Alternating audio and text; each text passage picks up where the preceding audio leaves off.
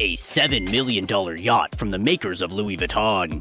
A private train armored like a tank. French chefs. $100,000 white stallions. And 14 secret palaces. This isn't a royal fantasy, it's the real life of Kim Jong-Un, the world's most elusive and possibly richest leader. But how does he travel without ever being seen? In a world where presidents fly first class or aboard cutting-edge jets, Kim Jong-Un has chosen something far more old school and far more impenetrable. A train. But not just any train. This one is a $100 million moving fortress. It travels in 3 coordinated sections. A lead train scouts for dangers ahead. The middle train carries Kim and his closest aides. And a third tail train follows with additional security and supplies. It's a formation designed to confuse enemies, evade detection, and eliminate risk. Each carriage is lined with reinforced armor, bulletproof windows, and luxury interiors that include silk couches, chandelier lighting, and even state-of-the-art communication rooms. It's said the train is so heavily armored, it can withstand direct mortar fire. But that comes at a cost. Its top speed is just 60 kilometers per hour. Inside, the level of indulgence is surreal. Meals are served with silver cutlery, the wines are hand-selected imports, and staff on board are trained to meet military and culinary standards. But perhaps the most fascinating detail? During cross-border trips, like his 2019 visit to Russia, Kim's crew literally stops to change the wheels of the train. Why? Because the Russian railway gauge is different. That's how obsessive his team is about continuity, safety, and secrecy. This isn't just a train, it's a symbol, a reminder that Kim Jong-Un never moves without total control, total security, and total luxury. But trains are slow, and the world watches, so when Kim needs to vanish from radars and reappear somewhere else in hours, he turns to the skies. Or does he? What if the plane you see isn't the one he's in? While most world leaders board planes surrounded by press and security, Kim does the opposite. His aircraft? A Soviet-era IL-62M, nicknamed Chame-1, heavily modified and outfitted with luxury amenities. From the outside, it looks outdated, but that's part of the illusion. Here's the catch. Whenever Kim flies, he's never alone in the air. Multiple identical planes take off at the same time, following the same routes, transmitting similar signals. Only one carries the real Kim. Even seasoned intelligence agencies have admitted it's nearly impossible to determine which aircraft he's actually in. And that's exactly the point. If that weren't enough, there are persistent rumors of body doubles. In 2020, Kim vanished from public view for nearly 3 weeks. When he reappeared, some observers noticed he looked slimmer, moved differently, even smiled in a new way. Was it just stress weight? A health scare? Or was it a replacement? North Korean defectors claim these doubles have been trained to mimic Kim's posture, voice, even his limping gait. It's the kind of psychological chess move that turns even public appearances into strategic illusions. To the world, Kim may appear calm, smiling, unbothered. But behind that image lies a complex operation built on distraction, duplication, and deception. Because when your enemies don't know where you are, they can't strike. But if decoy planes and lookalikes are his smokescreen, then what lies beneath the surface? Quite literally, thousands of feet below. Get ready to enter the underground world where Kim could survive a nuclear war and never be found. Buried beneath North Korea's mountains and cities lies a sprawling top-secret network of over 8,000 bunkers and tunnels, some dating back to the 1960s, others modernized with steel, reinforced concrete, and hidden rail systems. This isn't Cold War paranoia, it's national strategy. Some of these tunnels are so wide they can transport tanks, launch ballistic missiles, or hide entire battalions. According to South Korean military reports, these underground arteries could mobilize 30,000 troops per hour, completely undetected. It's part of a doctrine passed down from Kim's grandfather, Kim Il-sung, who once declared, The entire nation must live underground to survive an invasion. And Kim Jong-Un has taken that vision even further. Deep inside these fortresses are not just barracks or weapon stockpiles, but luxury hideouts, complete with meeting rooms, food stores, and secure satellite communication hubs. One defector described it as a hotel beneath a mountain. But the scariest part? No one knows how many there really are, or where they end. Satellite images catch occasional glimpses, a disguised ventilation shaft here, a suspicious concrete door there, and most of the network remains invisible until the day it might be used. It's a subterranean empire built not just to protect Kim from war, but from reality itself. But Kim doesn't spend all his time hiding underground. When he wants to unwind, he escapes to the open sea on a yacht so luxurious it was built by the same company that makes Louis Vuitton. And it's not just for pleasure, it's a message to the world. Far from the concrete bunkers and shadowy tunnels, Kim Jong-Un finds another kind of sanctuary, on the water. His personal escape? A sleek 95-foot luxury yacht valued at over $7 million. And here's the twist. It's built by Princess Yachts, a company owned by the same French conglomerate that owns Louis Vuitton, Dior, and Moet Chandon. That's right, the world's most sanctioned dictator sails on a vessel tied to the world's most luxurious brands. This floating palace, believed to be a Princess 95 MY, is decked out with opulent interiors, expansive lounges, and staterooms fit for royalty. It cruises near his private island villa off the east coast of North Korea, a location surrounded by mystery and, of course, heavy military protection. But how did he get it? Despite strict UN sanctions banning luxury imports, Kim's regime allegedly bypassed restrictions using shell companies in China and secret shipping routes. It's a game of hide-and-seek played at a global level, with luxury toys as the prize. And Kim doesn't hide his yacht. In fact, it made a subtle appearance in an official state photo, parked just behind him during a fishery inspection. Experts believe the photo was deliberately staged, meant to project wealth, power, and untouchable status. While millions in his country struggle to survive, Kim floats above it all. Literally. This yacht isn't just a pleasure craft, it's a symbol. A message that no law, no sanction, and no international pressure can curb his lifestyle. And it's only one piece of the puzzle, because while most dictators have a palace, Kim has 14. Spread across secret compounds, guarded by elite forces, and connected by underground tunnels, his homes are more than residences. They're fortresses, and finding him is like chasing a ghost. For most world leaders, one palace is enough, but Kim Jong-Un, he has 14, and each one is more secretive and fortified than the last. They're scattered across the country like chess pieces, strategically placed so that no one ever knows exactly where he is. Among them is the Kangdong residence, often described as a bunker disguised as a mansion, with tall fences, anti-aircraft guns, and security that rivals military bases. Then there's Wonsan, his coastal getaway, complete with its own private beach, airstrip, and of course, surveillance-proof compounds.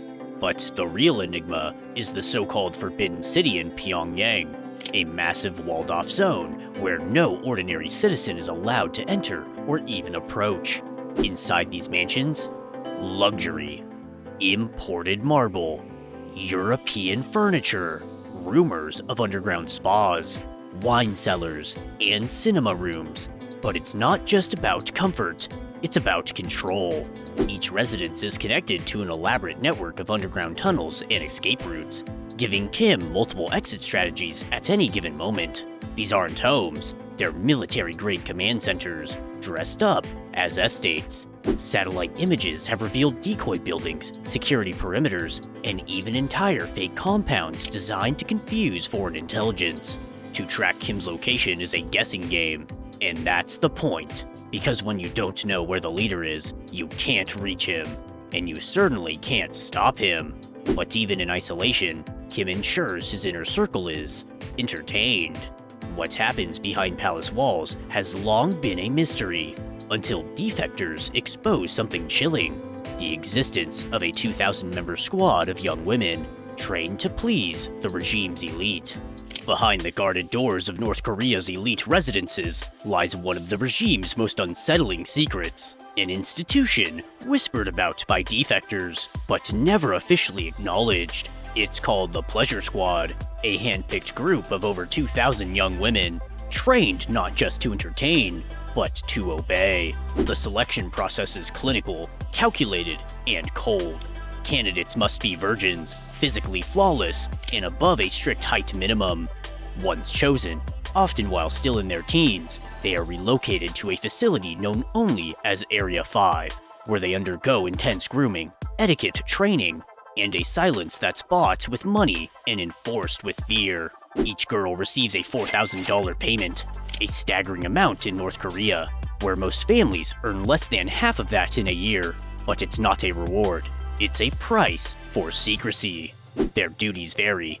Some are singers, dancers, ceremonial servers for top military brass.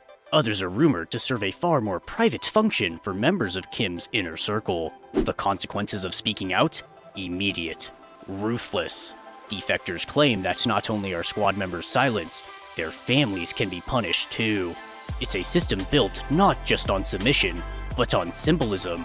Another cog in the machinery that keeps the Supreme Leader's image powerful, untouchable, and surrounded by curated beauty. And yet, for all its secrecy, the existence of the Pleasure Squad reveals something deeply fragile behind the spectacle. A regime obsessed not just with control, but with appearance. But in a country where image is everything, no symbol is more powerful than the white horse. Sacred, legendary, carefully staged for the world to see. And Kim rides it, not for leisure, but for legacy. Snow, silence, and a lone figure on horseback. It's one of the most iconic images ever released by North Korean state media. Kim Jong-Un, dressed in a tan overcoat, riding a white stallion through the snow-covered slopes of Mount Paektu. But this is no simple photo op. It's political theater, rich with symbolism. In Korean folklore, the white horse represents purity, strength, and divine power. And Mount Paektu? It's the mythical birthplace of the Kim dynasty, the sacred mountain that legitimizes their rule. Every detail is carefully orchestrated. The horses, purebred white stallions, imported and trained at immense cost, are worth over $100,000 each. Since 2010, more than $600,000 has been spent to build a stable of elite animals, used exclusively by the ruling family. Kim's rides are meant to evoke a godlike status, connecting him not just to his grandfather, Kim Il-sung, but to the ancient warrior kings of Korea's past. It's propaganda at its most cinematic and its most effective. But here's the irony. While millions in North Korea struggle to find food, their leader is spending the equivalent of a village's annual budget on horses and handlers. And still, these snowy rides are broadcast with pride, because in a regime built on image, a white horse on sacred ground doesn't just say leader, it says legend. But even legends need to eat, and Kim Jong-un doesn't just eat, he indulges. From Iranian caviar to Kobe beef flown in from Japan, his dining table tells a very different story than the empty shelves across his nation.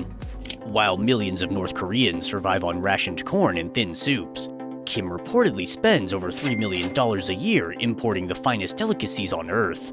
His favorites? Shark fin soup from Southeast Asia, Iranian caviar, Danish pork, Chinese watermelons, and the crown jewel, Kobe beef from Japan, priced at up to $500 per pound. Every bite is a statement, every meal a performance of power. And it doesn't stop there. Kim has an obsession with French cheese, particularly Emmental, which he acquired a taste for while studying in Switzerland under a false identity.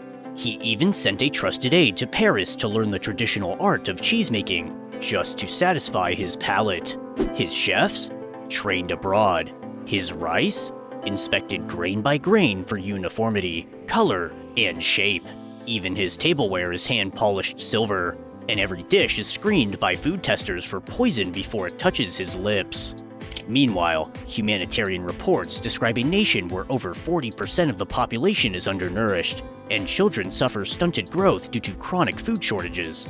In Kim's world, luxury isn't hidden, it's ritualized. His table is a symbol of indulgence, excess, and control. Because when you can eat like the world's elite while ruling over one of the world's poorest nations, that's power served hot. But even with private chefs and guarded meals, there's one thing Kim Jong-Un can't control forever: his body.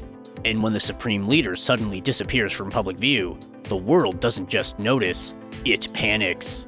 In a country where everything is staged, rehearsed, and tightly controlled, silence speaks the loudest. And in April of 2020, the silence was deafening. Kim Jong-Un vanished. No public appearances, no statements, no photos. He even missed the Day of the Sun, North Korea's most sacred national holiday celebrating his grandfather's birth. Rumors exploded across the globe. Some said he had undergone emergency heart surgery. Others claimed he was in a coma or already dead. Satellite imagery showed no activity at his usual residences. Intelligence agencies scrambled for answers. And then, 21 days later, he reappeared, smiling, but walking with a limp. This wasn't the first time. Kim has vanished multiple times for weeks, only to return with noticeable weight loss, new gait patterns, or sudden changes in appearance. Defectors and analysts point to a long list of health concerns: severe obesity, diabetes, gout, hypertension, all made worse by a lifestyle of excessive drinking, smoking, and unchecked indulgence. Some speculate that during these absences, body doubles are deployed.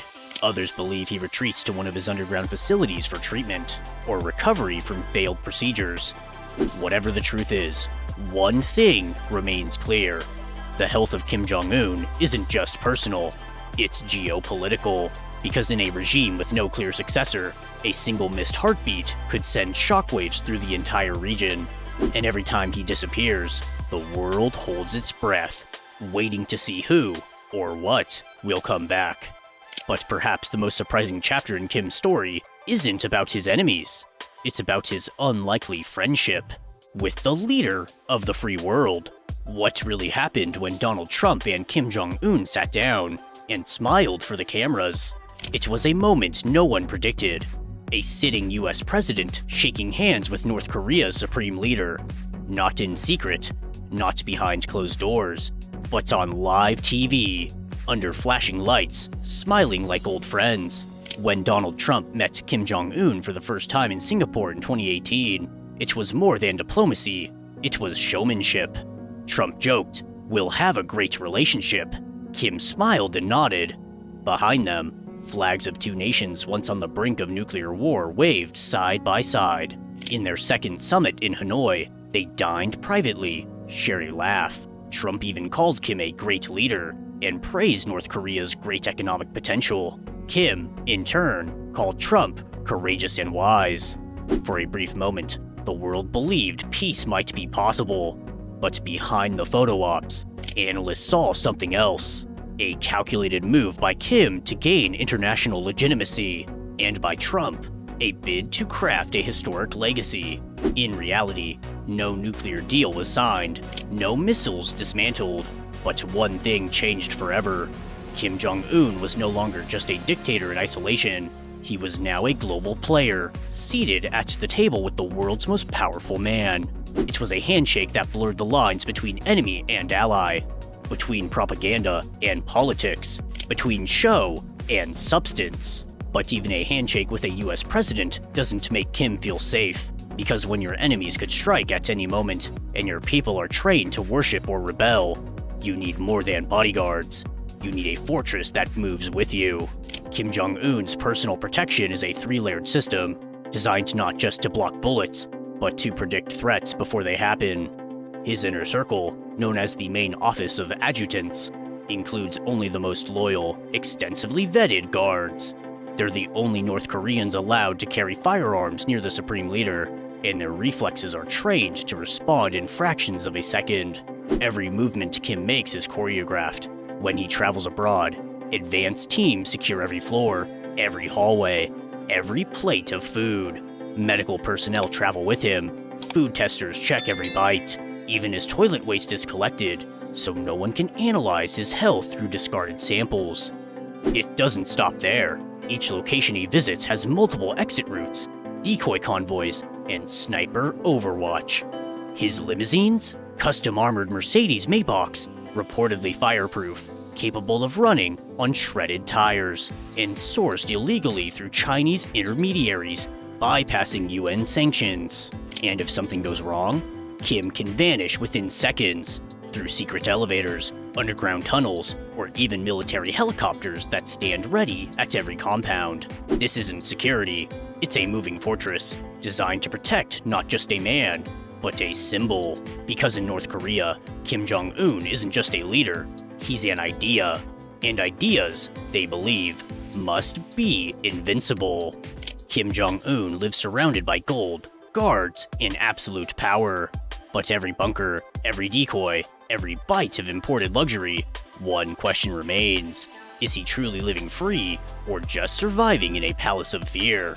Because even with billions at his fingertips, he still hides from the world, and maybe from himself. And if you thought this was extreme, wait until you see the world of Arab sheiks, where gold cars, falcons, and private islands are just the beginning. Click now to watch The Trillionaire Lives of the Arab Sheiks.